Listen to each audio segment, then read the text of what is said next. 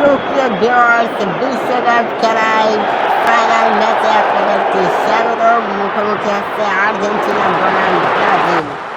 আজকের খেলায় কমেন্ট বক্সে 100 কমেন্টকারীদের মধ্যে প্রথম 5 জনকে দেওয়া হবে 5টি ম্যাক্স আইডি পুরস্কার। তো আপনারা কথা না বাড়িয়ে চলে যান কমেন্ট করতে, উড়াধুরা কমেন্ট করতে থাকুন।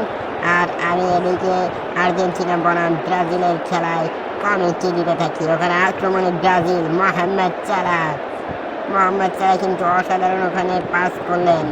ভিনিসিয়াস জুনিয়রের শুট, ও নো, পার পোস্টের বাইরে দিয়ে চলে গেল। গোল কিক আর্জেন্টিনা দলের অনুকূলে। অসাধারণ পাস ছিল কিন্তু ওখানে ভিনিসিয়াস জুনিয়রের সুযোগ ছিল। আক্রমণে আর্জেন্টিনা, মলিনা বল রাখতে পারলো না, বল এমবাপ্পির অনুকূলে। এমবাপ্পি আবারও বল রাখতে পারলো না, মলিনা ট্যাকল দিল। আবারও বল কিন্তু ওখানে ফাউল, এমবাপ্পিকে ফাউল করা হয়েছে ওখানে। ক্রিস্টিয়ানো রোমেরো কিন্তু ফাউলটা করলো, ক্যান্সেলকে ফেলে দিল, যার কারণে পেনাল্টি নিচ্ছেন মোহাম্মদ সালাহ প্ল্যান্টি নিলে আস্তে করে ডান সাইডে বল মারলেন এবং গোলকিপার কিন্তু বাম সাইডে ড্রাইভটা দিলেন। ফুল লেন্থের ড্রাইভ দিয়েও কিন্তু তিনি বল আটকাতে পারলেন না। উদযাপন করছে ব্রাজিল দলের প্লেয়াররা। 1-0 গোলে এগিয়ে গেল ব্রাজিল। আক্রমণে ব্রাজিল ডান পাশ দিয়ে আক্রমণে যাওয়ার চেষ্টা, ওখানে মোহাম্মদ সালাহকে ফাউল করা হয়েছে। মোহাম্মদ সালাহ কিন্তু ইনজুর্ড হয়ে গেল, এতটাই ফাউল ছিল, যার কারণে প্লেয়ারের পরিবর্তন হচ্ছে, অনেকগুলো প্লেয়ারেরই পরিবর্তন হচ্ছে। আবার ওখানে আক্রমণে যাওয়ার চেষ্টা ব্রাজিলের, ওখানে আর্লিং হল্যান্ড কিন্তু অপোনেন্টের ডিবক্সের ভিতরে ঢুকে পড়েছেন, শুট করবেন, তিনি শুট করলেন এবং goal. Brazil 2, Argentina 0। Erling Haaland অসাধারণ একটি প্লেয়ার এই Erling Haaland.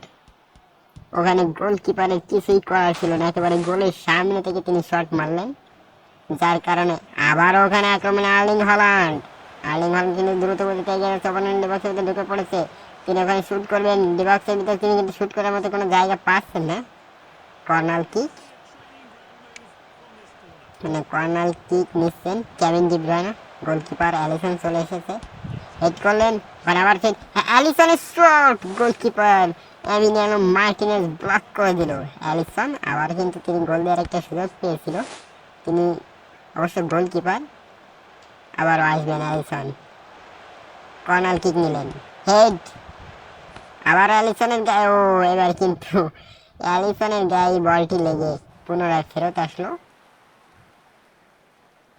Throw-in Ashraf Hakimi, এবং এরই সাথে প্রথম অর্ধের খেলা শেষ।